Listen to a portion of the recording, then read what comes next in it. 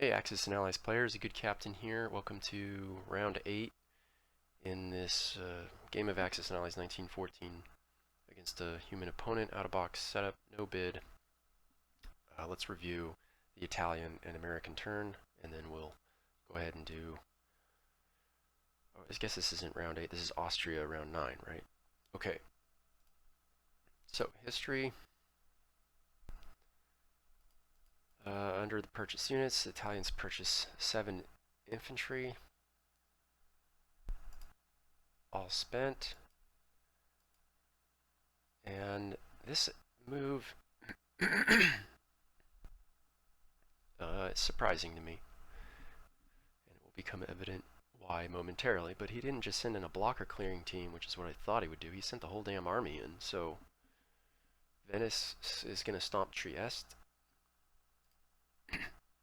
Tuscany moves up. Supply train moves up, up, up. Yep. The Italians move here. The Italian Navy relocates back to the home base there, and the Italians in Transjordan go into Smyrna. So we've got every color in here but Russia. All the Entente hanging out in Smyrna. Evidently, the intent is to make a stand here. I haven't even run the stats on this yet.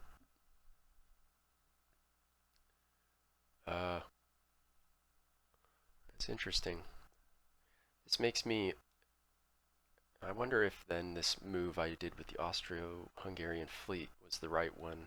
The only thing I'm going to be gaining out of this is these American transports won't be able to go all the way across the Med this turn, where they could pick up these assets and then move them all the way over to the next turn. Although with some proper rejiggering, you could... I don't know if I gained anything by doing any of that. There's too many American transports all over the place, so this may have been... I wouldn't call it a blunder, but it may have been ill thought out. So I'll just keep that in the back of my mind going forward in future games. But anyway, okay. Yeah, so the combat move.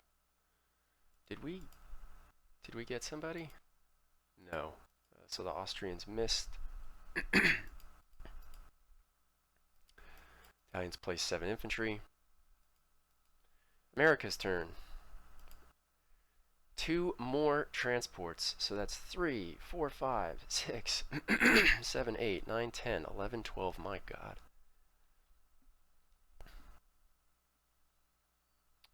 Wow. Well, they're definitely going to be flying around the map wherever they're needed now. Yeah, I feel my mind might be being changed by seeing how flexible it is when you have so many transports, but I don't know, they are sort of like little pinpricks. But yeah, okay, whatever. Alright, let's move on. Yeah, the combat move. Well, let's go through this because he makes an error thanks to AAA. AAA told him he can't do something when in fact he could. So the surface fleet moves in to combat the Austro-Hungarians. Really, I didn't check the calculator on it, but I'm sure it's in the high 90s that the Austro-Hungarians are going down. These 3 transports, restricted movement. They can only move 1 space. They can't move over as they would like to do. And then this American army pushes in here and is going to offload, but AAA actually says you can't offload. It's weird. It says it's okay to attack an enemy-held territory, but it doesn't say you can land in a contested or a friendly-held territory, which is incorrect. So let's see what edit he did here. Adding. Oh, did he? Yeah, this sometimes happens. Some weird thing. Okay, no big deal. All right, then the combat. This went about as well as it could have for the Americans. Hit, hit, hit, hit. and of course we... That really is a bummer. I mean, I think statistically speaking, the most probable outcome was the Americans lose one cruiser in addition to the hit on the battleship. But 3, 6, 9, 12, yeah. 2 hits, I have a battleship remaining. 4, 4 is 8, 9, 10, 11. Yeah, it should have been 2 hits, but they got away with really nothing, no loss. But it's funny how when I started this game, I had one strategy, and since I've started this game, I have a completely different strategy with what I do with the CP naval units, at least for the time being. So the mines flip because Trieste is captured, so this minefield is deactivated. We're going to take care of that real soon. Places his assets, and this is where he left them on the transport. I couldn't figure out what was going on, and then I kind of ran it myself and realized, oh, okay, the bloody thing doesn't let you offload.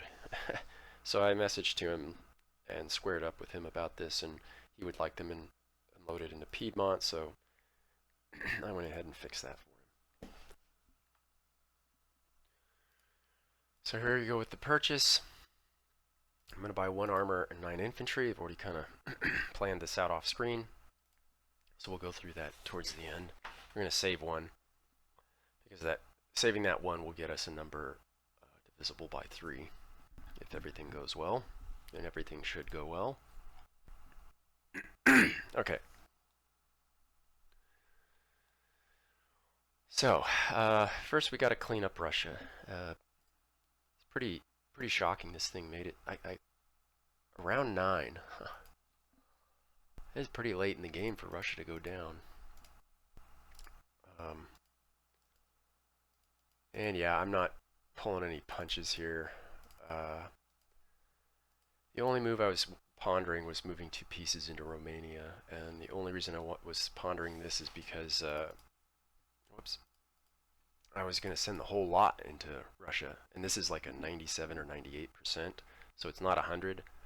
1 in 50 games it can go the way of the Russians, or 1 in 40 games or so. I think it was 98 or 97, even 97.4 or something. So the reason I might put 2 here is because the only Russian pieces left on the map are these 2 cruisers, which I just don't care about at all anymore, and this infantry here in Sevastopol. So we're not worried about him taking Ukraine or Tatarstan, because he can't collect anything, is one thing. And the second thing is that it would be instant death for him, for that Russian, on the following turn, because we would have Moscow captured, and this massive army would just go where he went. But if he went to Romania, and there was only 1 infantry there, and he managed to get a hit, and I missed, and I've got nobody here to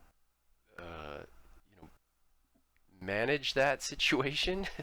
So I don't know. I mean, I don't know how bold of a player he is. I'm still waffling on it, so I'll think about that.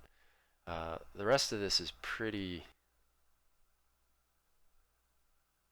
The rest of this, to me, is pretty much no nonsense, and that is we're going to push every single mother-loving piece into this territory here, except for this infantry in Tyrolia. And I'm not going to even explain why I'm doing this. It'll make more sense in the German video, but it has to do with moving between contested territories. So I'll go over that in the German turn. But really, very important to leave 1 green troop here. All right. Yes, I freed up Albania.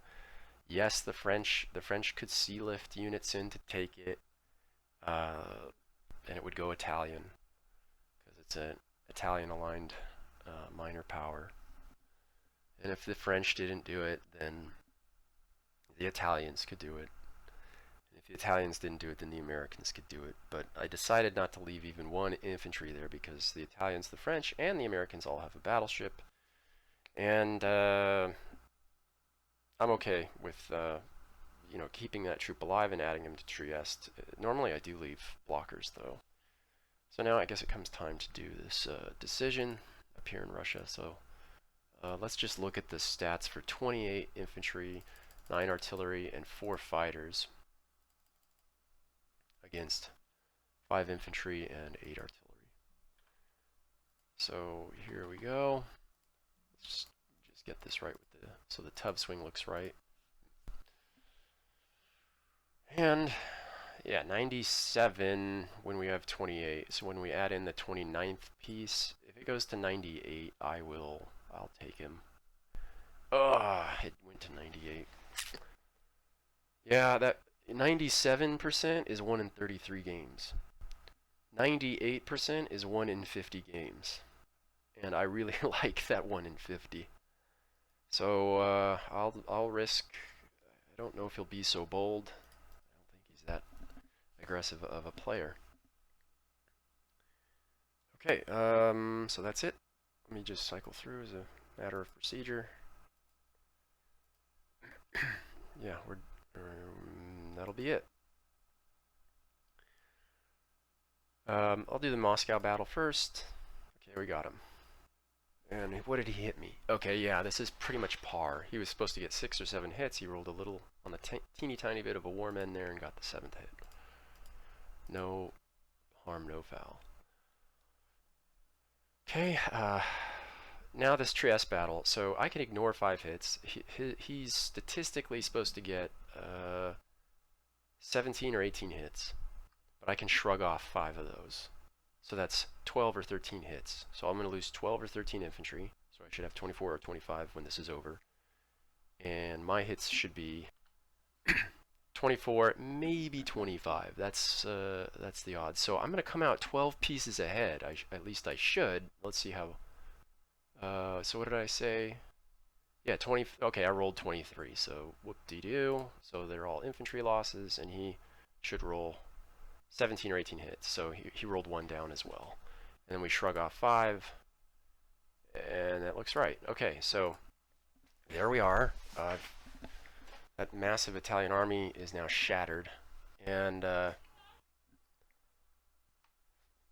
he has a laughable reinforcement group when it comes to the Italians. I mean, him putting in 3 more.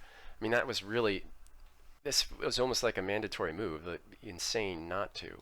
I get what he's trying to do, and this is why I left this infantry in Tyrolia. I see that he's got this big-ass French army coming into Tyrolia, and but he only has 8 fighters, whereas the Germans have 10, so obviously I'll be moving this army down to Tyrolia to stop him, and yes, I've run the stats.